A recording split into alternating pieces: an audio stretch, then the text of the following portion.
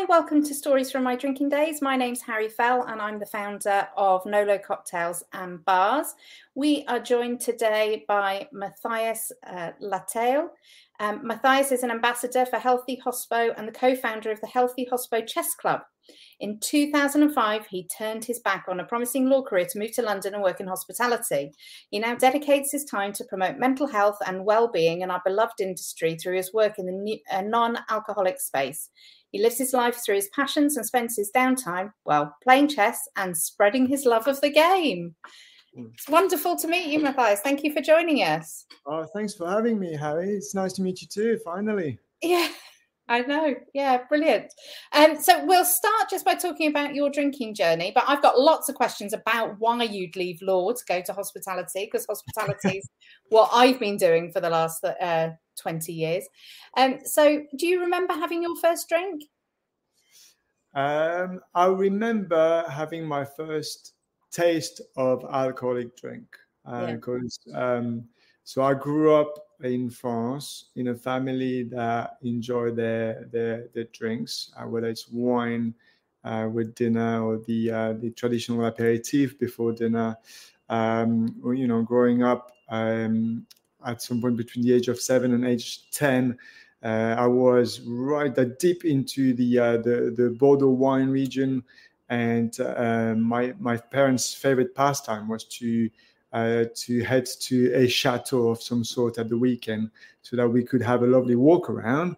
And then, my dad and my mom would pick up a case of wine on the way back. I don't know if it's a culture thing, but I was always kind of not encouraged. But, very early on, my dad would kind of let me dip my finger into his wine, just have a taste. And, when you're a kid, you very much dislike it. So you stay away from it. I was allowed to sip on my dad's beer head. So I had, very early on, let's say like 10, 12 years of age, I would be able to sip on my dad's beer head. But my very first drink as such, I think it came as I was going through my last year of college. So college in France is secondary school, I believe, in the UK. So I was 14 years of age, and that's when I was trying a bit of everything. That's when I started smoking cigarettes, and that's when we kind of tried different drinks and kind of trying to sneak out of the house and drink a few beers. And then the following year, when I started high school, I remember the first summer after high school, I spent every afternoon at the pub, and that was a novelty for me. And every afternoon, and we were drinking low alcohol beers, but that's kind of when it all started, I think. Yeah. And then how did your relationship with alcohol develop from there then? I think so. Alcohol always been around me. I grew up in a family where, at the weekend, my mom and dad would enjoy a glass of wine and an aperitif, lunch and dinner every day, Saturday, Sunday, that is. So it's kind of always been around me. And I think I'm trying to think, because it's always kind of developed in a spiky way, if you like. Yeah. I think I was exposed to alcohol as to the extreme of what alcohol can do to a human being through both my mom and dad falling into alcoholism when I was about 14, 15 years of age. Cutting a long story short, they set up a business as my mom was set to return to a professional life after looking after me and my two sisters for a number of years. And my mom and dad set up a new business that went bankrupt within the first year. And that's when everything kind of spiraled down. So I feel like I was oblivious to what was going on around me, but I have memories of my mom passed out on the bed halfway through the afternoon as I came back home with some friends. And I didn't understand at the time, but now in hindsight, that was clear. That's kind of that was alcohol doing his things on my family. So I had kind of this in the background, and I think from the very young age, I find it very difficult to say no to a drink. Yeah. And I remember, and that's something that I've been told recently, of something that happened when I was 17 years of age. So I was playing basketball at national level, and before that, I was considered to be the best prospect of my local club. And apparently, my coach at the time would have said to my family that, yes, I am a prospect for the club, but I need to watch the booze. So very early on, I showed some sign of, I wouldn't say addiction, but some sign of having tendency to enjoy. To overindulge. Yeah, exactly. And then, university, I don't think I drank that much at university because I was commuting to go to uni, so I never really socialized. And I had basketball. I was playing basketball like 5 times a week, so that was not really part of my life up until I graduated. Struggled to find a job in France as a lawyer and cross the channel, find myself in the middle of London with no job, no connection. I could barely speak a word of English. And I guess that, I kind of went to my natural coping kind of mechanism to deal with the stress of starting a new life essentially. Yeah. Landed a job in hospitality, and it was just normal to have a beer after work, after a long shift. And I guess, that's kind of how it started to be fully engraved into who I was at the time and who I kind of had developed to be over a number of years. Yeah. So how old were you when you came to the UK? I was, 2005, I was 23 years of age. Okay. And did you mainly move because you were finding it difficult to find a job in France? Yes. So it was a really hard time. So I graduated with a master's degree in intellectual property from law school, and I was keen to work in my specialty, and I really struggled to find a job at the time. And also there was a lot of things. I had a lot of things on my plate. I had some health issues. I did 2 back-to-back pneumothoraxes that pushed me to have lung surgery. And then I was in a very toxic relationship at the time with an ex-girlfriend. And there was a number of things that prompted me to almost run away from everything. After the surgery, after a year of searching for a job, and when everyone tells you that you're possibly the most talented student in the class, and you end up with nothing. Like for a year, I've been given 1 interview, so that was just kind of I found myself kind of on the verge of depression, really, and that felt like a way out. So I just bought a single. I said to my dad, "Can you get me a laptop? There's this exam for the European Commission." So I had a position at the European Commission in view, and I was like, "Well, the thing is that the exams is in 2 languages. I really need to do something about my English." So I'm just gonna go to London with the main purpose to find a small job, study for the exam, improve my English at the same time, and kind of run away from all the all the challenges that I couldn't face at the time. Yeah. So my dad gave me a bit of cash, bought single tickets to London. And, Eurostar, I was living in Lille up north. So it's like an hour and 20, across the channel, single ticket. I had like 2 massive suitcases with me. I got lucky to find a job in hospitality within 2 weeks. And that quickly got in the way of my studying. So I kind of failed. So 6 months later, I failed the exam of the European Commission. And then I started to kind of find a new passion for hospitality and for what I was doing. I was a bartender at the time. I didn't know anything about cocktails or bartending when I first been pushed behind the bar. And I found it fascinating. And so I was like, okay, I can run with that.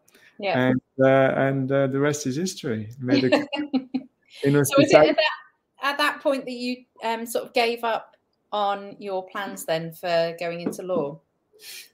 Yes, I mean, I gave up in a few stages. So when I failed the exam of the European Commission, that was a big blow because that was I put all my eggs in that basket at the time.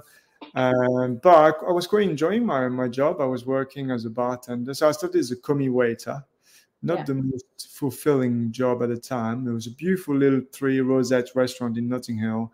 But I was kind of polishing plates and serving dishes. And then within 2 months, I've been pushed behind the bar because there was no one else.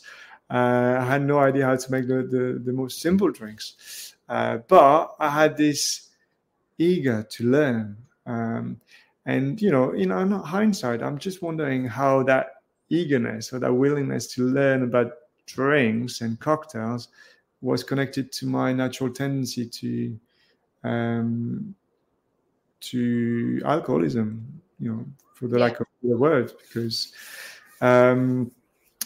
anyway, going back to the question. So after 6 months, I failed the exam, and I'm like, okay, I didn't feel comfortable to search for a job in legal, even if that was just a paralegal job. I just I felt like my English was just not good enough. So I was like, okay, I'll keep going with my job as a bartender, and we'll see where that leads me. And next thing you know, I landed a job as a bartender at the Connaught Hotel, which is one of the most iconic and prestigious hotel in London. And I was working with a legend of the bar at the time, a gentleman called Brian Silver, who now runs the show at Rules in Covent Garden. And so that was like, okay, I can make a career of this. And then 6 months later, the bar closes because the hotel undergoes refurbishment. And that's when, very briefly, I considered searching for a legal job in London. But I was also feeling the pressure of earning so that I could pay for my bills. So as I kind of considered and started to rework my CV, I just popped in my local bar, which happened to be an award-winning cocktail bar that recently opened. I just popped in and landed a job there within a few weeks. And that's when I put the law behind for good. Yeah. So, I mean, that's really interesting. And there's actually some parallels to my career journey as well, but because I've been running a hotel now for the last 20 years. But before I came down here to run this hotel, I was actually studying law. So I'd done my PGDL because I had a degree, but it wasn't a law degree. So I did the conversion course, and I was due to go and start doing an MSc in international human rights, and instead dropped that and came down to run a hotel. So yeah, quite similar parallels, I think. Quite a change of career. Yeah, exactly. So how did you find working in a bar then, and how that affected your own drinking? That affected my drinking to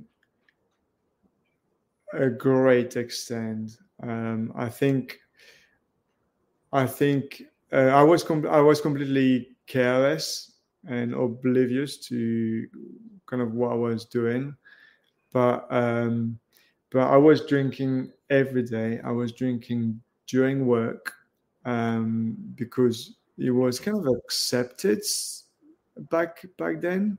I'm talking 2007 to 2010. I was running a tequila bar. And we were internationally acclaimed. We had guests coming from across town as well as from abroad to come and see us, because we had the largest selection of tequila, 100% agave tequila in Europe at the time. And I made a point to build my knowledge to a point where people would come and see me to learn about tequila, and to come and see me and my team, and the thing is that we had tequila available to us, like it was within arm's length. We had guests coming in and wanted to go on a journey of tequila with us behind the bar.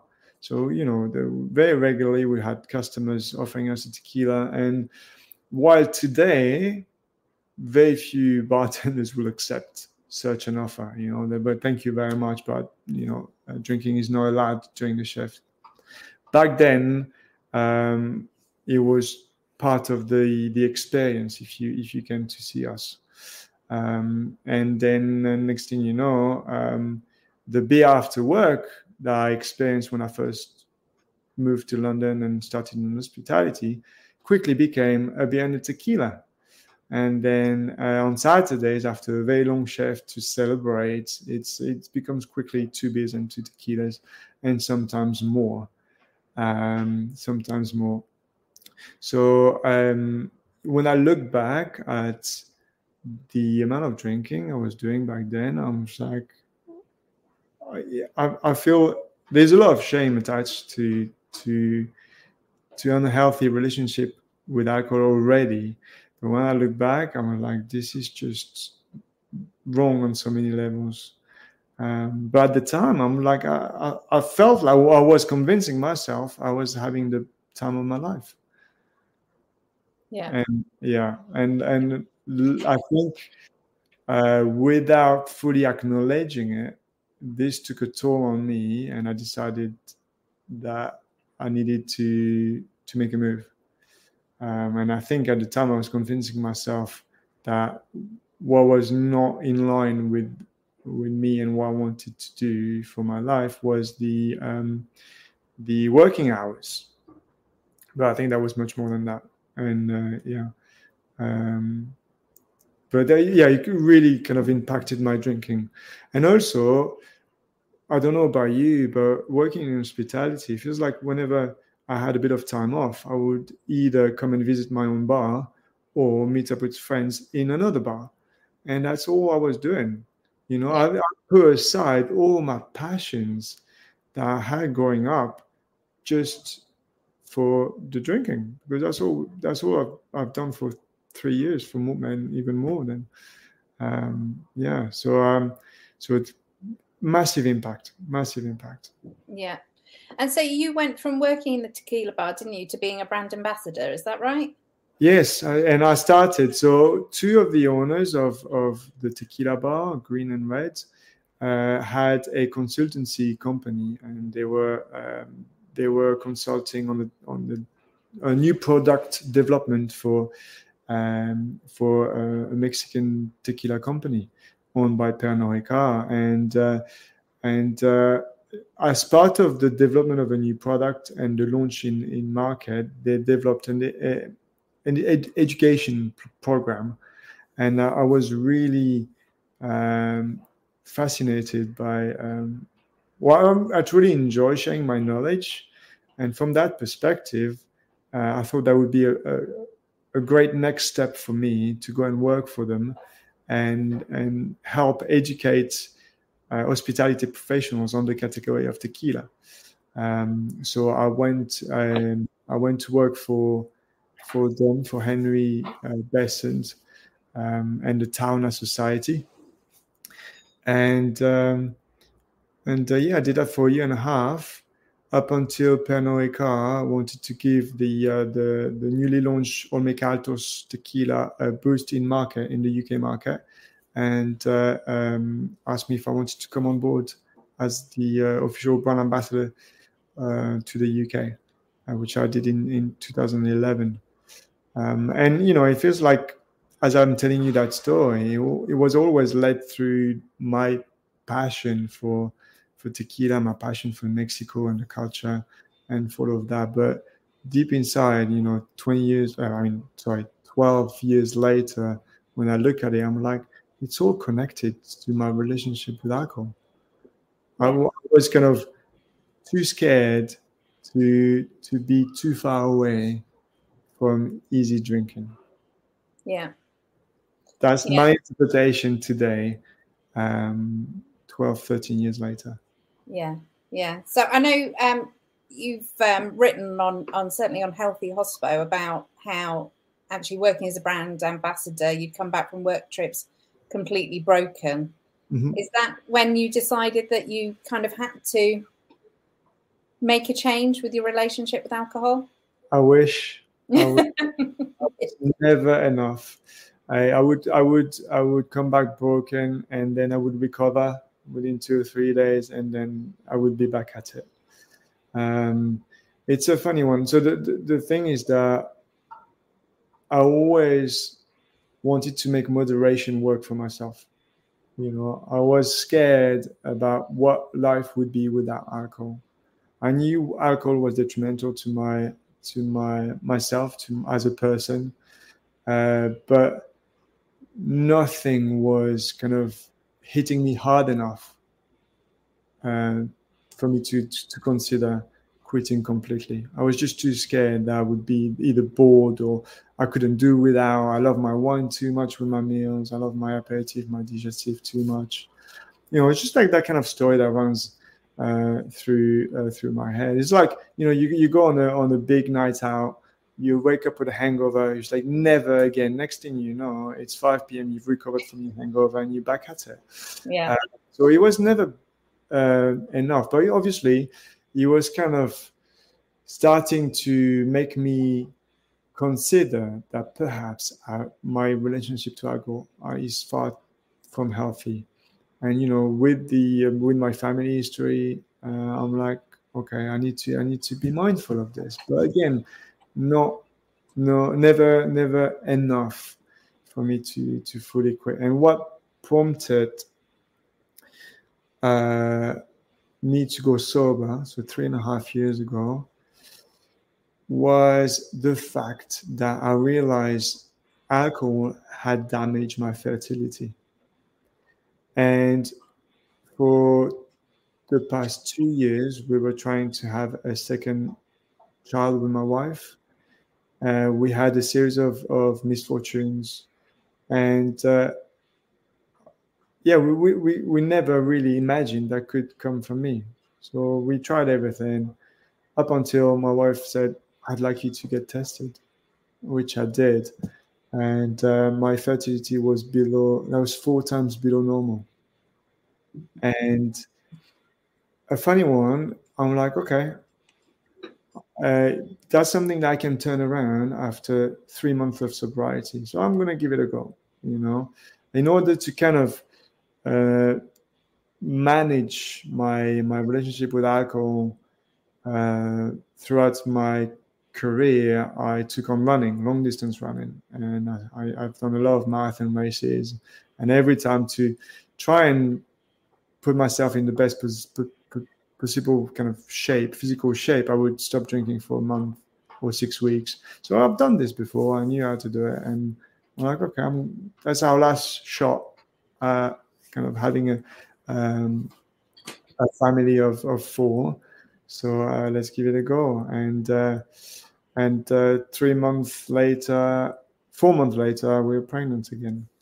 And I was, and at that time, I'm like, okay, I'm gonna keep going up until the 12-week scan, and we know that's a healthy pregnancy.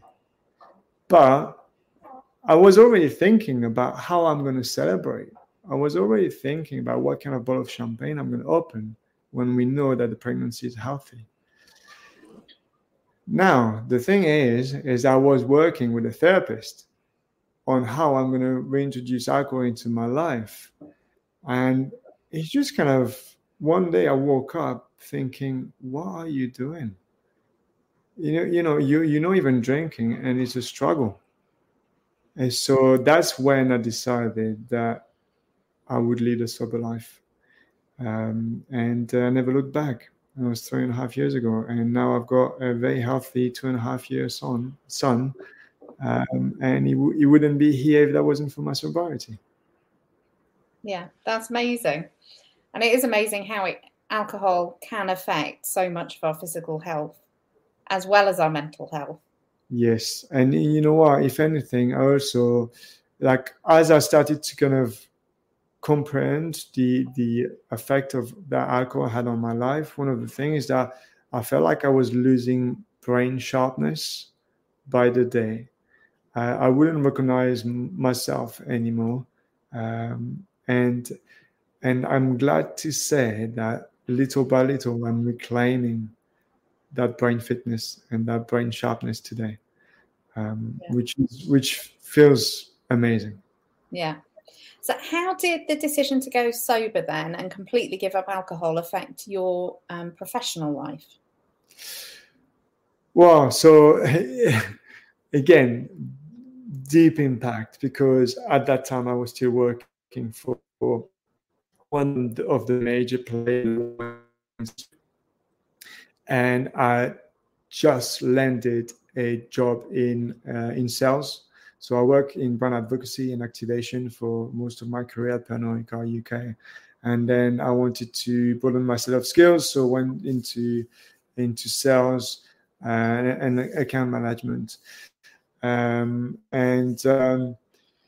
So I started sobriety during the pandemic. So I was at home at the time, and then when the hospitality reopened in September 2020, I found myself as a sober person trying to sell spirits and champagne to some of the top bars and establishments in London, and that was incredibly challenging mentally. And it became clear that I had to make a change. And there was 2 changes to consider, right? Either I kind of go back to drinking alcohol, or either I kind of make a new career turn of some sort. It took me a little while to make it happen. I think it took me a year. As I was kind of navigating my mental health challenges at the time. But yeah, it was clear that I had to do something about it. And after spending 15 years in both hospitality and drinks industry, I felt like I wanted to stay within the industry. I wasn't quite clear what I wanted to do. And an opportunity arose to join a startup company in the non-alcoholic space of the drinks industry. And that was very exciting. So I just jumped in, and that's how I immerse myself in the non-alc space, and I find kind of a renewed sense of purpose within the industry that I've operated in for so many years. Yeah. So, and who was that? Who did you go and work for then? So I went to work with Sideshow, which is a brand of sparkling tea. And they started in the UK 3 years ago now, I believe. Incredibly successful in Southeast Asia. And then they wanted to accelerate their growth in the UK. And I joined in as their first full-time employee back in January 2022. I'm losing track of time now. It's difficult, isn't it? Time goes too quickly. That's the problem. And do you still work for them now? No, I did not, because I decided that I wanted to build my own consulting business. So I did spend a year working with Sideshow, which was a fantastic experience in many respects. And then at the start of 2023, I started Matthias Consulting, which is a consultancy business. I call my business the Sober Agency, and I'm trying to. So I'm helping startup brands in the non-alc space to launch in the UK market. So using all my my knowledge, expertise, and skills to help brands, mostly brands that want to grow organically, to get started in the UK. Brilliant. So yeah. Brilliant. So you're completely immersed now in the non-alcoholic space. Yeah, absolutely. And I've kind of, but it's a funny one, launching such a business, because at the moment I'm still working on my own, and I've got a vision to set up a network of brand ambassadors for the non-alc space, to help the new brands going into market, because there's a lot of demands for ad hoc help with sampling campaigns and delivering trainings, and I believe that education is key for the category to grow. The trends is there, but to keep the category healthy and growing, education is going to be key. A lot, arguably a lot of consumers that are either interested or already kind of connected to the space, a lot of them don't understand most of the products that are on offer, and it's really important to educate our consumers. Yeah. So there's and I forgot the initial question now. I feel like I went on a tangent. No, that's absolutely fine. No, it's all really interesting. So you also obviously do work with Healthy Hospo, and you've set up a chess club there. Tell us a bit more about what Healthy Hospo does and how you're involved. So Healthy Hospo is a non-profit organization that was set up by Tim back in 2016, 2017 as a way to bounce back from his suicide attempt. So he went deep into darkness. He was operating as a global brand ambassador for a brand of bourbon, I believe, if I'm not mistaken. Attempted suicide in his hotel room while on a business trip, and then managed to build something incredible on the back of that. So he wanted to share his story and help hospitality professionals with kind of I don't know how to explain it, but in essence, Healthy Hospo is there to do prevention and promotion for mental health and well-being in the hospitality industry. So, for example, we've got a number of online learning courses available on our platform that covers a lot of different subjects. So our specialist subjects are sleep, eat, exercise, so physical health, connection, and we kind of try and give our peers some tips on how to improve their mental well-being, to make sure that they keep they keep their mental health in check. So it's mostly preventive work that has been done. So we've got a series of online courses available on our platform, and we also deliver in-person training. So, for example, tomorrow I've been invited to deliver a session in Chester as part of the Bar World of Tomorrow program run by Pernod Ricard UK. So they've added this element of prevention to their new program, which is fantastic. So I'll be talking about how you can do little improvements to your daily routine, and we'll be covering sleep, nutrition. We'll be covering connection, that is connection to yourself, to others and to nature. And we'll be covering sleep, eat, exercise, physical health, how you can improve, make those little changes that will improve, have a direct impact on your mental health altogether. Yeah. So I've always been a big fan of what Tim has set up with Healthy Hospo, because when he did that, I was going through my own struggle. I was not ready to acknowledge it. I was not ready to become a voice in the industry. But I was it started to really resonate with me. And I'd like to think that he had an impact on me, making the lifestyle changes that I've made for myself. And now, I became an ambassador.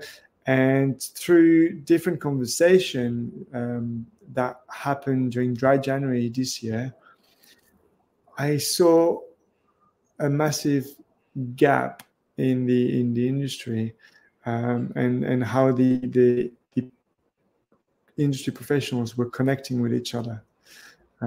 So I identified a gap in mentoring. A lot of youngsters come into hospitality, not necessarily by choice. Very much like me, they need a job, they land a job, or they're studying, or what have you. And there's no kind of clear career path available to them, or they don't know about them. And generally, if I look back on my time in hospitality, I had access to more experienced professionals around me. I had access to mentoring if I had any question to ask. And it feels like this doesn't exist anymore. The pandemic had a deep impact and damaged a lot of our industry. And that's a little part that we might not be aware of, but I believe that it really damaged connections in the industry. And with that in mind, I wanted to create a community platform that would offer the opportunity for professionals to connect, socialize through an activity that doesn't involve drinking alcohol.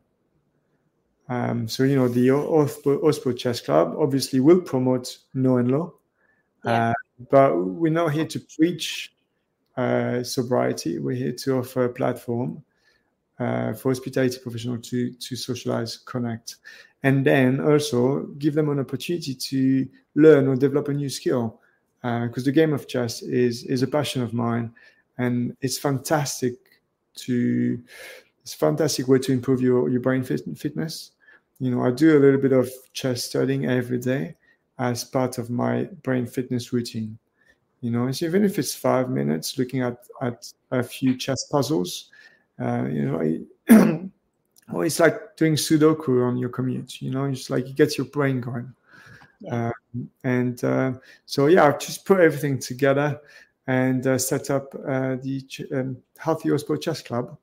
That meets every Monday afternoon between 1 and 4. Sorry. So looking forward to opening up the club session this afternoon. And at the moment it's a social club. It's open to everyone, players of all levels. They are players strong enough to teach the game, and also the opportunity to exchange and kind of improve your chess as you meet in a safe environment. Let's put it this way. And so is that online? No, that's in person. That's in person. Right. We did set up a group online on chess.com, which is one of the main chess platforms. But the main idea with the chess club is to foster in-person connection. Yeah. So where do you meet then? So every Monday at 1 p.m. until 4 p.m. And for the winter, we relocated to a fantastic venue at the heart of Marylebone in London. It's the Zeta Townhouse, or the Zeta in Marylebone. We've got a lovely, very cozy space where we meet every Monday. Excellent. And I'm assuming they do use some lovely low and no drinks, and there's lots of alcohol-free beverages available. Oh yeah, and that is thanks to our many supporters and sponsors. So we've had a donation of beautiful products that you may have heard of. You probably have tried most of them in the past, but Colette Safel from Myth Drinks, she's given us some stock of Myth. So we've made some beautiful pina coladas, non-alcoholic pina coladas over the summer. We've got the support of Everleaf and Real Sparkling Tea. So we make some beautiful drinks with those as well.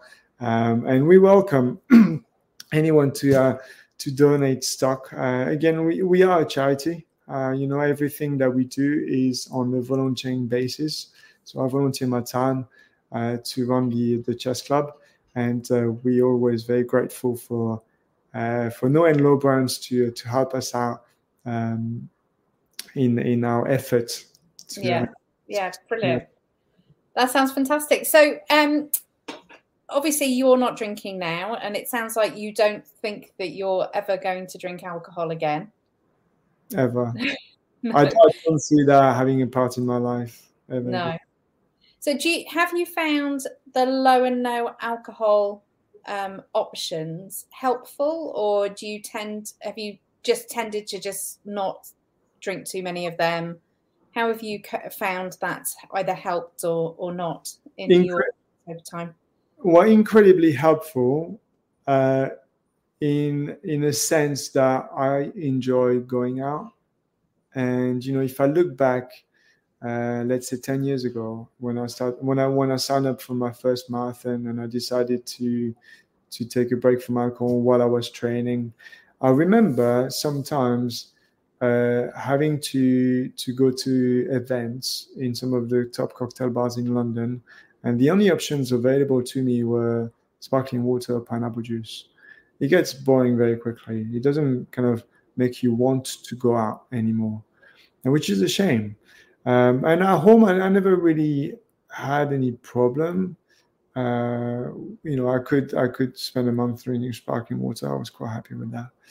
But I have to say that I'm very grateful for the no and low category and the way it's going, because now we've got so many incredible products available to us that I never experienced the fear of missing out, because I know that wherever I go now, almost wherever I go, there will be some options of very good quality non-alcoholic cocktails, or not necessarily cocktails, but options, or grown-up options. I don't like to consider soft drinks as an option for sober people like me. So what's your favorite drink? What do you really enjoy drinking? And then give us the brand that you think is the one to watch.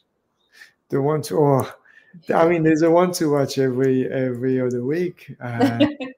It depends on what you like, what sort of drink. So I'm a big fan of always be a big beer drinker. So I quite enjoy my non-alc beers. Excuse me. I've always been a big fan of Lucky Saint, and I think that has probably more of, I've got an emotional attachment to them because they were there when I started my journey into sobriety, and somehow I discovered them as a guest beer on tap in one of my favorite restaurants in Shoreditch at a time where I was trying to moderate. So I was not sober yet, and I found this option of on tap, loved it. I'm like, okay, maybe this is, possible. But, there are fantastic non-alcoholic beers out there. To name a few, I've been impressed with the range at Brulo. I've loved Function's been doing, so that's a functional beer. I recently discovered Clean Break from Richard, based in Leeds. A lovely crisp pale ale.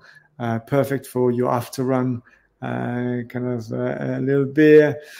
In terms of wine, because I'm French after all, and I think wine has been the most challenging kind of area of the non-alc space, because really difficult to produce quality non-alc wine. We work very closely with Moderato, which is a French brand, and they're about to launch a natural cuvée, which is absolutely fantastic. There's a lot of brand, and I don't want to single out any, but I've found myself reaching out to Zeno lately. Both the white and red, very good. Naughty makes a beautiful red. I love the Naughty Sparkling. I love the real sparkling tea. That was my latest purchase. As I was hosting my sister and brother-in-law at home, we had a bottle of Peony Blush with our brunch. It was lovely. Saicho Jicha is a beautiful product to if you like food pairings. In terms of spirits, Everleaf 3 Spirits always been kind of close to me. Myth Coconut, I can't possibly not mention Myth Coconut. If you like pina coladas, there's kind of no other ways. What else? And I'm really kind of into vermouth-like products, aperitif-like products. I was a big fan of Negronis, so I like to explore new products with kind of a little bitter, sweet kind of flavor profile, if you like. One to watch. Hopefully, it's going to come to the UK soon. But I've discovered a brand called Convive, which is an Italian brand. 100% made from Italian products, and I think those two products, they've got two SKUs, are absolutely fantastic. Yeah, brilliant, excellent. I have tried most of the products you mentioned. I'm not a big beer drinker, so I don't know so much on the beer, but we stock Lucky Saint here at the hotel. It's definitely, I think, the best known non-alc beer brand, definitely in the UK. Done an amazing job in the space, absolutely. Yeah, that's brilliant. Excellent. So what we'll do is we'll pop links in the show notes of how to get in touch with you. But thank you so much for joining us on Stories from My Drinking Days. It's been fantastic to speak to you and lovely to get to know your story a bit more. And I really look forward to getting to know you better through our networking group. Yeah, absolutely. Well, thanks again for having me, Harry. It's been lovely talking to you. And I look forward to connecting again soon.